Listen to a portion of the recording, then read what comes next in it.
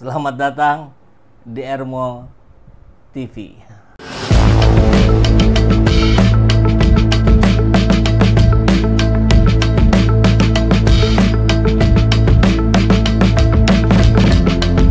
Bersama saya, Saiful Zaman, kebaikan yang terorganisir akan selalu mengalahkan kejahatan.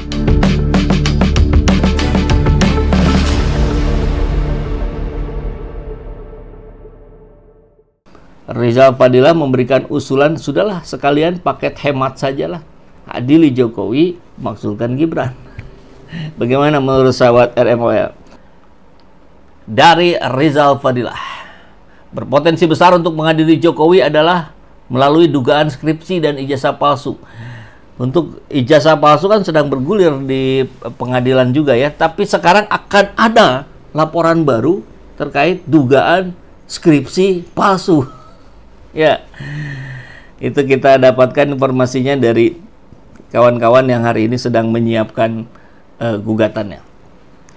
Belum bisa saya sebutkan, nanti pada waktunya kita sampaikan.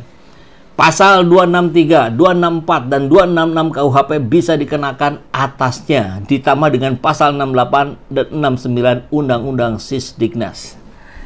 Jika pengaduan masyarakat TPUA melalui Bareskrim tidak tergesa-gesa dihentikan dan proses pembuktian masih terus dibuka, maka potensi untuk mengadili dapat terrealisasi. Pekerjaan berat, biayanya mahal, dan butuh rekayasa masif untuk sampai pada keputusan bahwa skripsi dan ijazah Jokowi itu asli. Pengumuman Dirtipidum dinilai kontroversial dan tendensius. TPUA sebagai pengadu masyarakat maksudnya ya, menyatakan keberatan dan mendesak dilakukannya gelar perkara khusus agar melibatkan berbagai pihak yang berkepentingan, ahli, serta pengawas. Mantan Wakapolri Komjen Purnawirawan Ugro Seno menganggap keliru Bareskrim yang telah menghentikan penyelidikan karena hal demikian bertentangan dengan KUHP. Wah, ini yang ngomongnya bukan main-main, ini mantan Wakapolri. Ahli Dr. Suryo dan Dr. Ismon menemukan bukti-bukti baru untuk melawan putusan Dirtipidum. Keduanya menyiapkan langkah hukum lanjutan. Mabes Polri harus dengan seksama mempertimbangkan desakan untuk gelar perkara khusus. Paparan dan tayangan Dirtipidum membuktikan bahwa Jokowi itu bukan sarjana. Koreksi dilaksanakan dengan elegan dan jujur, bukan memaksakan. Ini adalah negara hukum, bukan negara polisi, apalagi negara Bareskrim. Jokowi patut diproses lanjutan dan ditingkatkan hingga penyidikan, bukan dihentikan. Setelah dilimpahkan ke kejaksaan, pengadilan menjadi tempat yang paling pas untuknya. Adili Jokowi. Adili Jokowi ya, bukan penjarakan Jokowi. Kalau penjarakan Jokowi saya kira itu overlapping ya, overlap. Dari elemen masyarakat, karena yang berhak memutuskan penjara atau tidak ya pengadilan. Maka prosesnya adili ya di pengadilan. Hematkan kerja dengan membongkar kebusukan keluarga. Sebelum Iriana yang diduga bergelar palsu, Iriana juga kena ya dugaannya ini. Pembongkaran diarahkan ke si bocil Gibran Rakabuming Raka. Indikasi ijazah palsu Gibran juga kuat, yang produk Singapura maupun Australia. Deklarasi Purnawirawan 17 Mei telah mengendus ketidaklayakan Gibran sebagai wapres. Ia dinilai memalukan bangsa. Pemakzulan menjadi usulan penting deklarasi tersebut. Sejuta masalah melekat pada Gibran, baik keabsahan sebagai wapres, moralitas akun Fufu Fafa, mentalitas kekanakan hingga intelektualitas, serta sekolah dan ijazahnya. Sejuta masalah melekat pada Gibran. Kualifikasi tidak memenuhi syarat dan perbuatan tercela menyebabkan Gibran dapat dimakzulkan dengan cepat. Pasal 7A Undang-Undang 45 mengatur tegas cawe-cawe Jokowi untuk Gibran adalah sehina-hina dan serendah-rendah etika atau perilaku keluarga.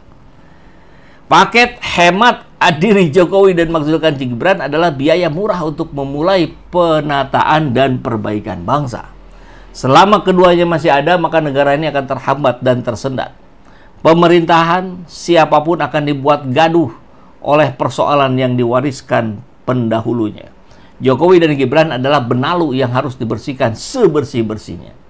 Omong kosong tentang Indonesia emas selama paket buram ini masih membayang. Wajah bangsa ini pucat dan memelas. Indonesia cemas, Indonesia lemas, Indonesia semakin tidak waras. Ya, ini tulisan dari Pak Rizal Fadilah.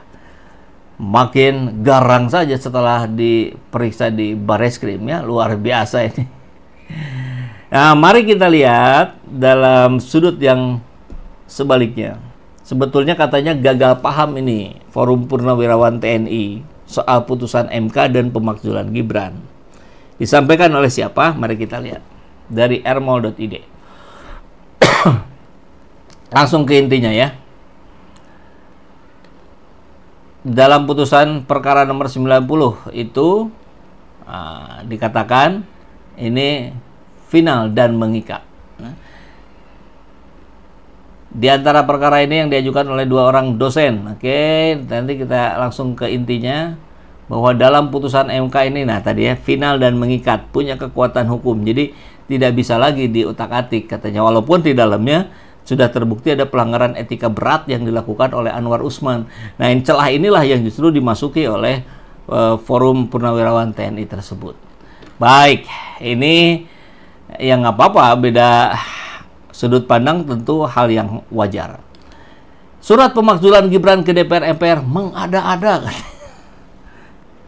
Mengada-ada itu bukan sekedar ada, tapi diada-adakan yang mestinya tidak ada. Maka disebutlah mengada-ada. Kurang lebih begitu ya penjelasan mengada-ada ini. Nah, ini disebutkan pula di kabar lain bahwa apa yang dilakukan oleh Forum Purnawirawan itu tidak memiliki dasar hukum dan cenderung bermuatan politis. Ya memang nuansa politisnya memang sangat kental ya. Karena persoalan hukum yang disorot juga adalah karena kita lihat dianggap tajam ke bawah, tumpul ke atas. Ke samping juga tumpul katanya. Surat itu biasa saja, tidak mengandung substansi yang patut ditindaklanjuti. Bahkan terkesan mengada-ada. Ini disampaikan oleh Ketua Umum Rampai Nusantara Mardiansah Semar dalam keterangannya kepada media.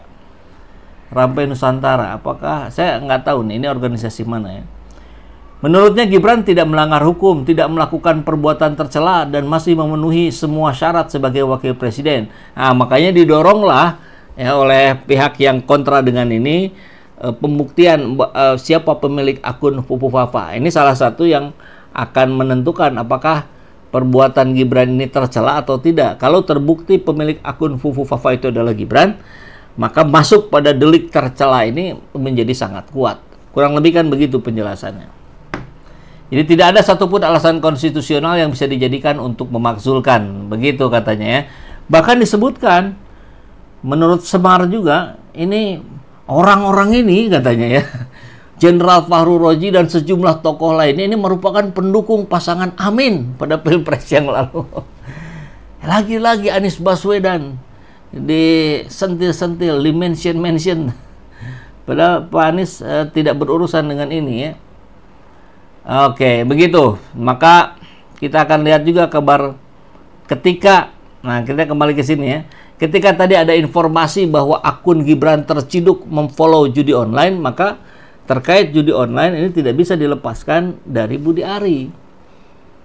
Karena hari ini desakan reshuffle Budi Ari, bahkan adili Budi Ari pun semakin kencang. Kita akan coba lihat, misalkan salah satu penguatnya dari Cak Islah. Budi Ari terima 500 juta dalam bungkus kopi. Luar biasa. Satu persatu fakta yang memperkuat dugaan keterlibatan Budi Ari dalam judi online bermunculan. Terkini, Budi Ari diduga telah menerima setidaknya 500 juta dari pihak-pihak yang terkait langsung dengan judi online di Indonesia. Uang setengah miliar rupiah itu diserahkan kepada Budi Ari di rumah dinasnya di Widya Chandra, Jakarta. Ada CCTV nggak ya? Nah, ini keren nih kalau ada CCTV. Ada namanya Chen Tony Budi Setiadi yang mengantarkan uang ke rumah dinas di Widya Chandra. Menurut saya terlalu berani atau terlalu teledor. Ini disampaikan oleh Islah Bahrawi di podcastnya Deddy Corbuzier. Cak Islah, sapaan akrabnya, menegaskan ia sangat yakin Budi Ari terlibat kasus judi online. Sangat yakin. Karena bukan hanya satu BAP, ya, berita acara pemeriksaan yang menyebut nama dia. Ada 7 atau 9 katanya. di BAP. Kalau tidak salah yang menyebut nama dia. Menurut saya sih, kalau ada orang yang berbuat kejahatan dan kemudian teman-temannya udah mengakui bahwa dia terlibat dalam kejahatannya, tapi dia menyangka semua itu, ya menurut saya tikus got saja itu. Istilahnya nih. Cak Islam menegaskan Budi Ari meminta uang kepada pihak yang terlibat dalam situs judi online. Ini terbukti di chat WA kepada Tony setelah situs-situs yang diminta mereka telah diblokir. Ini terekam semua dan dia mengatakan kepada Tony. Jadi Tony, Chen Chen, dan Budi Setiadi ini datang ke sana niatannya untuk membangun konsorsium judo ke rumahnya Budi Ari, papar Cak Islah. Kemudian dia menyerahkan flash disk kepada Budi Ari. Ini tolong diblokir nih situs-situs judo pembunuhan inilah. Situs judo yang udah diblokir terjadi sukses. BA tanya nih, BA tuh Budi Ari maksudnya ya. Ini mana Chen Chen? Gak ada makasihnya. Setelah itu, lanjut Cak Islah, Tony dan Chen Chen datang lagi menemui Budi Ari membawa uang dalam bungkus kopi. Ini harusnya segera dipanggil Budi Ari untuk memastikan apakah betul-betul terlibat atau tidak. Begitu ya.